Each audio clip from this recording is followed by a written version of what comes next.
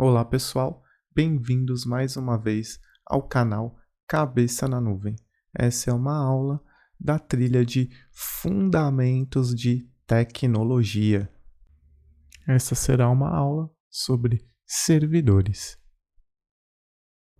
Mas antes, se vocês estão gostando do conteúdo do canal, não se esqueçam de se inscrever, deixar sua curtida nesse vídeo e também os seus comentários. Assim, cada vez mais poderemos melhorar o nosso conteúdo do canal. Na aula de hoje, vamos falar o que são servidores, dar alguns exemplos reais para poder tangibilizar melhor este conhecimento, falar o que é arquitetura cliente-servidor, sistemas operacionais, conexão de redes e em uma forma mais genérica, sem tanta profundidade, e algumas características gerais dos servidores. Então, o que são servidores? O servidor, ele é um computador como outro qualquer, com algumas características especiais. Mas, em geral, ele é um computador ou sistema que está fornecendo recursos, dados ou serviços para outros computadores e dispositivos. Exemplos: um celular ou tablet por meio de uma conexão de rede. Os dispositivos que se conectam a esse cliente são chamados de computadores ou dispositivos do tipo clientes. Como um primeiro exemplo e fácil entendimento, você pode acessar este site aí do seu dispositivo móvel, como celular ou mesmo do seu computador, que é o horário de Brasília.org. Então você, como pessoa, está em um dispositivo, computador ou dispositivo móvel, você faz uma requisição no seu aplicativo, que é o navegador, e o servidor vai fazer uma resposta, vai devolver uma página com o horário atual de Brasília e a data. Vamos fazer isso juntos aqui para entender melhor essa arquitetura cliente-servidor. Então eu estou aqui no meu navegador e já digitei o horário de Brasília.org, que é um site público. Então, ao digitar esse site, o meu navegador se conecta a um servidor que está respondendo e criando uma página que tem um cabeçalho, que é o horário de Brasília, com a data, domingo no caso é a data de hoje que eu estou gravando esse vídeo, dia 29 de maio de 2022. E ele está exibindo aqui então a hora em tempo real, inclusive atualizando os minutos, os segundos e as horas. Então, este servidor ele tem o papel de fazer uma resposta de uma página simples com essas informações. Vamos então para um exemplo um pouco mais complexo, como efetuar um pagamento utilizando a função Pix de alguns bancos. Então vamos supor que vocês querem me pagar R$100 via Pix. Então você, no seu computador, ou no seu dispositivo móvel, vai se conectar no seu aplicativo do banco, do banco ao qual você possui uma conta, vamos supor que é no Nubank. E você vai selecionar neste aplicativo a função Pix e vai digitar ali os meus dados, a minha chave Pix e o quanto você quer efetuar, qual o valor de transação. Neste momento, o seu aplicativo vai se conectar ao servidor do Nubank e tentar fazer essa operação. Vai validar se você tem saldo, vai validar as informações de quem você quer fazer esse pagamento de R$100 utilizando o Pix, a conta ou a chave Pix é válida. Vamos supor que a minha aqui a minha conta é do Itaú, ele vai se conectar tanto com o Banco Central, tanto com o Itaú e verifica as informações se são corretas e efetuam a transação. Como curiosidade, o Pix ele tem que ocorrer em até 10 segundos, então ele se encaixa ali no nosso tipo de processamento online, que foi um dos tipos apresentados na aula anterior. Ele se conecta ao Banco Central de forma online e ao Itaú, efetua essa transação Pix e retorna para você, o usuário do aplicativo do Nubank, que o Pix foi efetuado com sucesso. E assim ele te retorna uma mensagem e até pode gerar, então, um comprovante de pagamento, como uma funcionalidade também do servidor do Itaú. Então, como vocês podem ver, o servidor Nubank ele se comunica tanto com o Banco Central quanto com os servidores Itaú para efetuar essa transação entre servidores, né? Mas eu não necessariamente preciso estar conectado no meu aplicativo para receber o dinheiro. Eu posso estar offline e vou consultar em outro momento o meu saldo. Não preciso estar conectado necessariamente no Itaú para receber um Pix, né? Porque a operação ela ocorre entre dois servidores. Mas, né, o Itaú pode fazer uma funcionalidade assim que eu recebo um pagamento, uma transferência no Pix, eu posso sempre receber um SMS. Então, ao efetuar, ao ocorrer essa transação e eu receber um Pix de R$100, o meu servidor lá do Itaú pode enviar um SMS, buscar os meus dados cadastrais, identificar o meu celular e mandar que foi efetuado um Pix de R$100 na minha conta. E se eu quiser, assim então eu posso fazer a consulta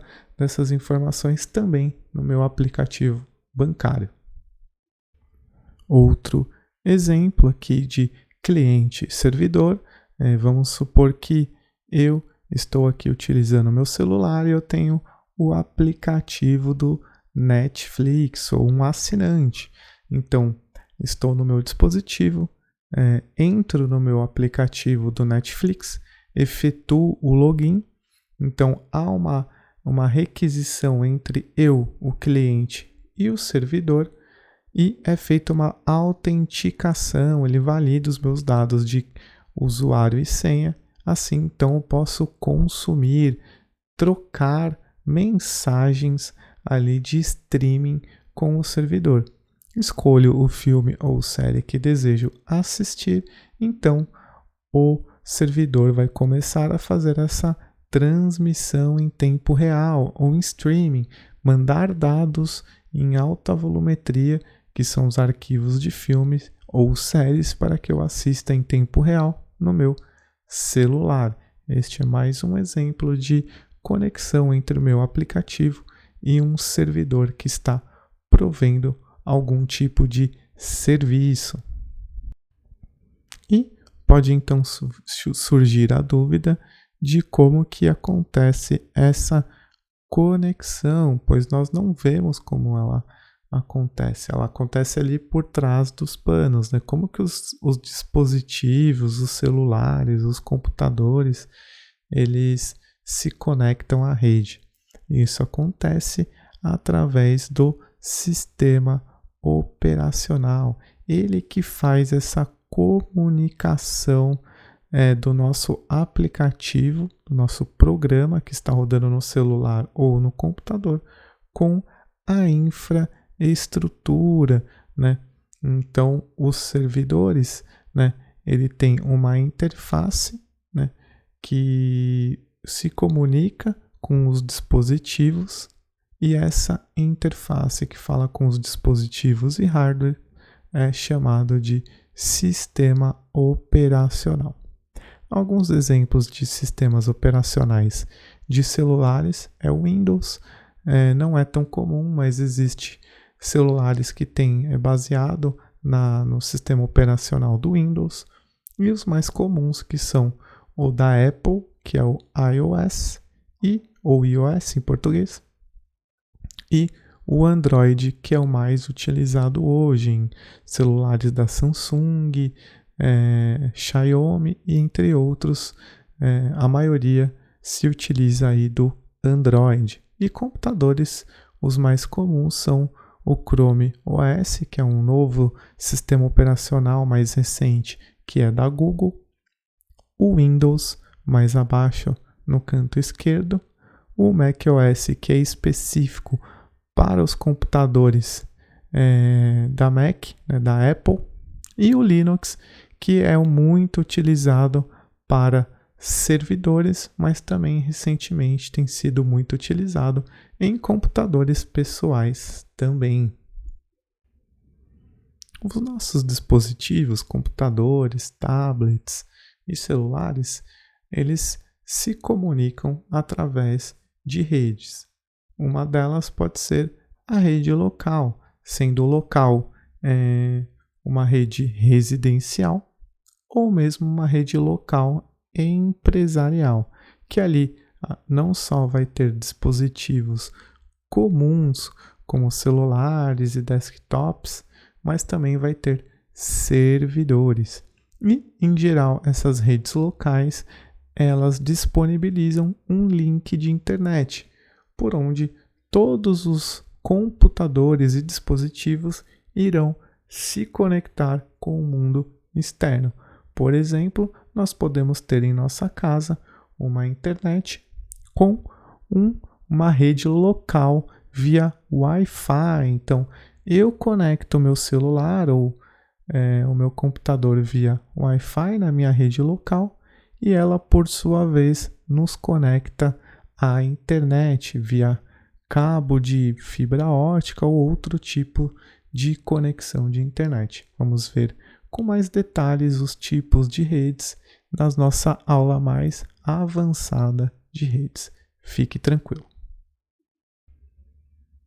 Um outro tipo de redes, ainda vamos ver com mais detalhes na aula que eu mencionei de redes avançadas, mas é importante saber que, além da rede local, também podemos nos conectar diretamente à rede de celulares, que é feita através de antenas. Então, nosso aparelho celular, de forma sem fio, é capaz de se conectar a antenas que fazem transmissões de dados entre o nosso celular e uma rede móvel, uma rede de celulares.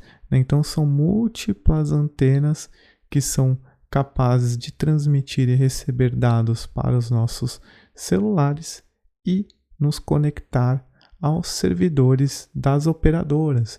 Então, as operadoras possuem servidores que transmitem dados e voz, para nos conectar à internet, fazer ligações e tudo mais. E a forma que o nosso celular se conecta aos servidores dessas operadoras é através de antenas. Vamos ver isso em mais detalhes nas próximas aulas. Então, para concluir, vamos ver algumas características de um servidor.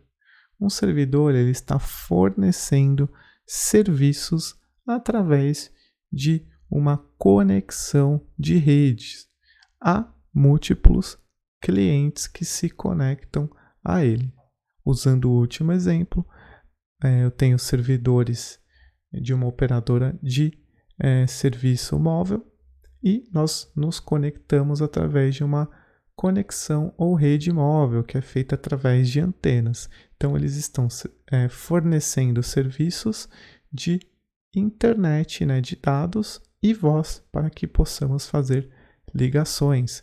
Em geral, os equipamentos desses servidores de empresa, eles são equipamentos melhores que os caseiros, tendo uma maior capacidade ou melhores componentes para suportar a volumetria de dados entre os servidores dessa empresa e os clientes, que somos nós. Em linhas gerais, o funcionamento de um servidor é quando ele está ligado ou funcionando, ele está escutando, é um termo que usamos, né?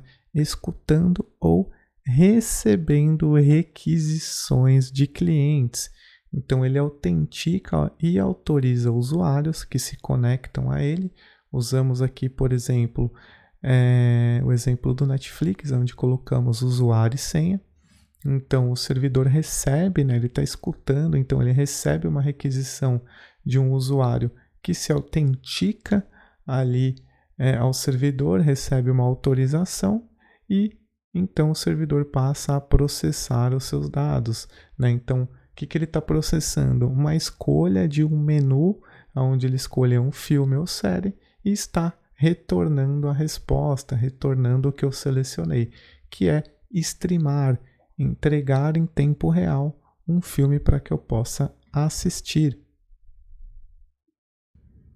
Ou seja, o servidor é apenas um tipo de computador, né? Como dissemos, aqui ele em geral tem um hardware de maior capacidade e potência do que um computador convencional.